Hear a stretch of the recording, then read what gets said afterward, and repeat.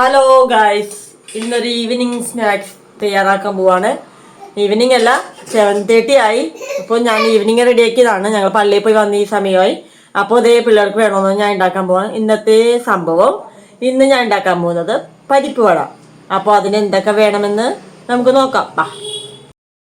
അപ്പൊ നമുക്ക് അതിനാവശ്യമായിട്ട് കുറച്ച് സവാള, ഇഞ്ചി, പിന്നെ വട്ടത്തിലരിഞ്ഞ് നമ്മുടെ എരിവിന് ആവശ്യമായ പച്ചമുളക്, കുറച്ച് കറിവേപ്പില, പിന്നെ നമുക്ക് അതിലേക്ക് ആവശ്യമായ കുറച്ച് കായപ്പൊടി വേണം. പിന്നെ നമുക്ക് മെയിൻ ആയിട്ടുള്ളത് വടപ്പരിപ്പ്. ചിലവർ തൂരപ്പരിപ്പ് എടുക്കും. ഞാനിവിടെ വടപ്പരിപ്പ് 2 മണിക്കൂർ വെള്ളത്തിൽ കുതിർത്തിട്ട് വെള്ളം നന്നായിട്ട് ഊറ്റിയെടുത്ത് വെച്ചിട്ടുണ്ട്. നമുക്ക് ഇത് അരച്ചെടുക്കണം. പിന്നെ നമ്മൾ അതിൽ നിന്ന് കുറച്ച് പരിപ്പ് ഞാൻ മാറ്റി വെച്ചിട്ട് നമ്മൾ ഇതെല്ലാം കുഴയ്ക്കുമ്പോൾ അതിലോട്ട് ഇത് കടിക്കാൻ കിട്ടാൻ കുറച്ച് മതി കേട്ടോ. പിന്നെ ഉപ്പ്, ഇത്രയും മതി നമുക്ക് ആവശ്യം. അപ്പം നമുക്ക് ഉണ്ടാക്കാൻ തുടങ്ങാം. അപ്പം ഞാൻ ആദ്യം തന്നെ ഫസ്റ്റ് ആയിട്ട് പരിപ്പ് വെള്ളം ഒട്ടുമ്പോൾ തന്നെ പാടില്ല, വല്ലാണ്ട് അങ്ങ് അരഞ്ഞു പോകാനും പാടില്ല.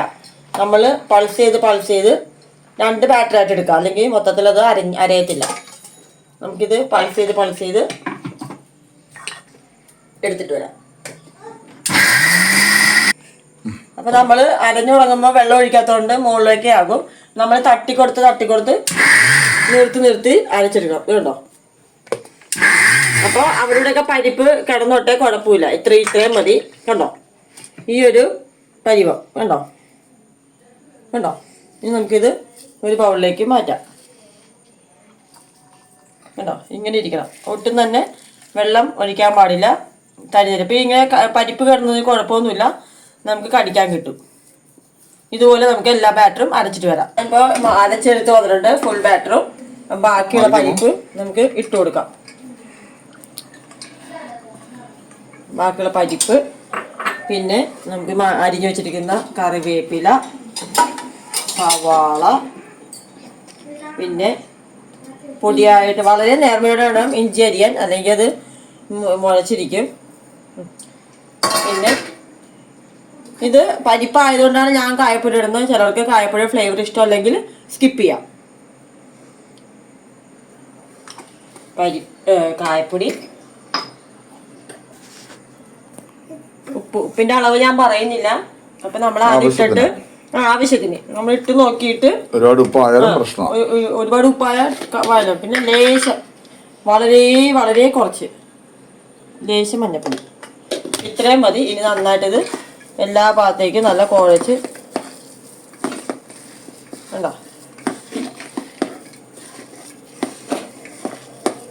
പിന്നെ നമുക്ക് ഇപ്പോൾ പിള്ളേരുള്ളതുകൊണ്ടാണ് ഇതിൽ നമുക്ക് ചില്ലി ഫ്ലേക്സ് ഇല്ലേ, അതിട്ടാൽ നല്ല കളർഫുള്ളായിരിക്കും, നല്ല ഫ്ലേവർ കിട്ടും. പക്ഷെ ഇവിടെ പിള്ളേരുള്ളതുകൊണ്ടാണ് ഞാനത് ഒഴിവാക്കിയത്. നിങ്ങൾക്ക് അതിനോട് താല്പര്യം ഉണ്ടെങ്കിൽ ചില്ലി ഫ്ലേക്സ് 1/2 സ്പൂൺ ഇട്ട് കൊടുക്കാവേ.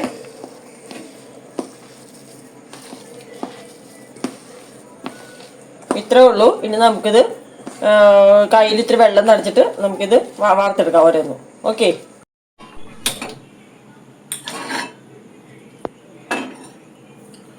നമ്മളങ്ങോട്ട് തീ കത്തിക്കുവാണ്.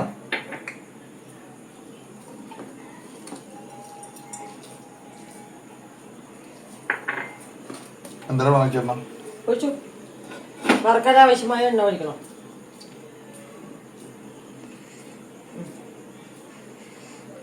ചൂടുണ്ട് 2 ഇച്ചിരി കൂടി എണ്ണ, കാരണം മുങ്ങി ഒരിക്കണമല്ലോ.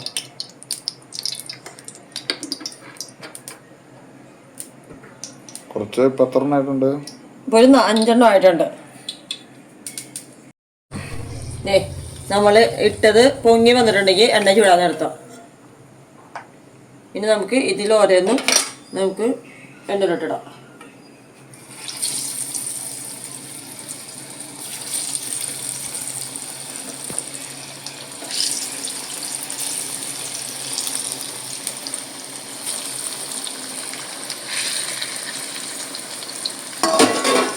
നമ്മൾ ഇട്ട ഉടൻ തന്നെ ഒരിക്കലും ഇട്ട് ഇളക്കരുത്, പൊട്ടിപ്പോകാൻ ചാൻസ് ഉണ്ട്. നമ്മൾ ഇട്ടിട്ട് ഒരു മീഡിയം ഫ്ലെയിമിൽ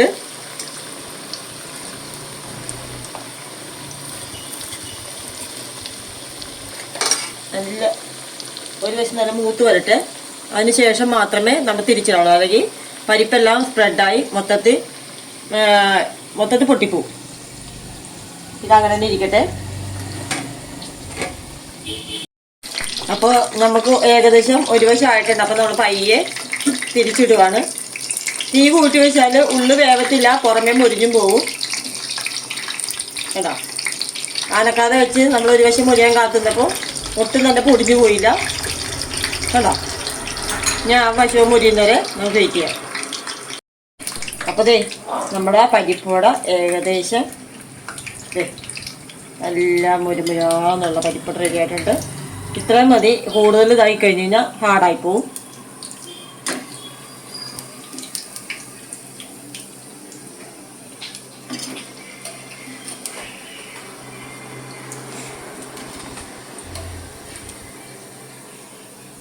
പിന്നെ ഒരു കാര്യം, ഒരു ടിപ്പും കൂടെ പറഞ്ഞുതരാം. അയമോദകം ഇട്ട് കഴിഞ്ഞാൽ നമ്മുടെ ഗ്യാസ് സ്റ്റൗവിലുള്ളവർക്കൊക്കെ പരിപ്പുവട ധൈര്യമായിട്ട് കഴിക്കാം.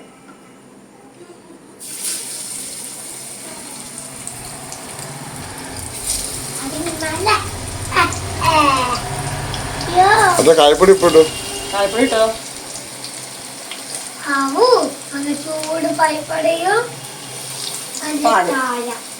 പാല് പീസ് എടുത്ത്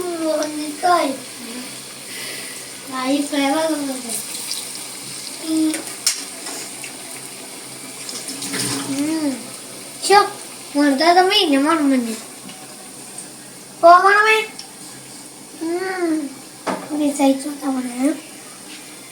ചൂട്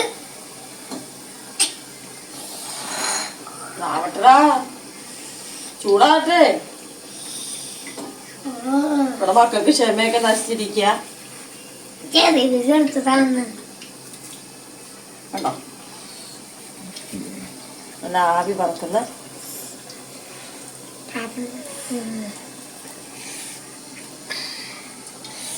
അതിന് ഒട്ടും ക്ഷമയില്ല, ചൂടാണ്.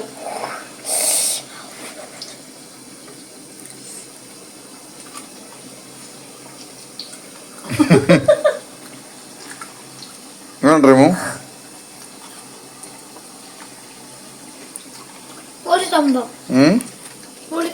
പൊളിച്ചല്ലേ.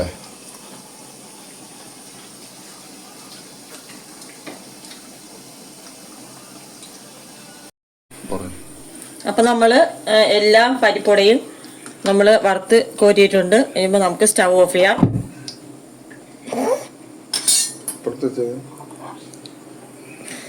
കണ്ടോ